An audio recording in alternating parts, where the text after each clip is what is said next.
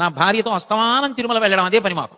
ఓ 2 నెలలు జీతంలో డబ్బులు కూడబెట్టుకోవడం, తిరుమల ఎక్స్ప్రెస్కి రిజర్వేషన్ చేసుకోవడం, తిరుపతి వెళ్ళిపోవడం, ఆనందమైన పండగైన పబ్బమైన అన్నీ ఆయన కొండ మీదే మాకు అక్కడ చేసుకోవడం, మళ్ళీ ఇంటికి వచ్చేస్తూ ఉండడం, అదేమిటో అదో సంతోషం. అలా గడుపుతుండేవాళ్ళం. అలా గడుపుతున్న రోజుల్లో ఘంటసాల గారి భగవద్గీత వినపడుతుండేది.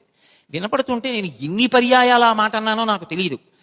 ఈశ్వరి మహానుభావుడు, ఆయన ఎంత అదృష్టవంతుడు, ఆయన ఎక్కడ కూర్చుంటే స్వామి దగ్గర ఈ పవిత్రమైన 7 కొండల మీద ఆయన కంఠం వినపడుతూ ఉంటుంది.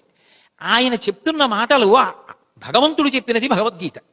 ఆయన చెప్పిన భగవద్గీత ఘంటసాల గారు చెప్తుంటే ఈశ్వరుడు కూడా చిరునవ్వుతో శ్రీదేవి భూదేవితో వింటాడు. ఎంత బాగా చెప్పాడో చూడా గాంభీర్యం. నేను ఎంత గంభీరంగా చెప్పానో అంత గంభీరంగా చెప్తున్నాడు అని ఈశ్వరుడు కూడా ప్రశంసిస్తాడు. ఆయన ధన్యుడు. ఆయన శరీరం వెళ్ళిపోయినా ఆయన కీర్తి శరీరం మిగిలిపోయింది. ఒక మనిషి బ్రతుకంటే అలా ఉండాలి. నేను అందుకే అసలు ఈయన ఇలా ఎలా కాగలిగారు అన్న విషయం తెలుసుకోవాలి అని తాపత్రయపడేవాడిని.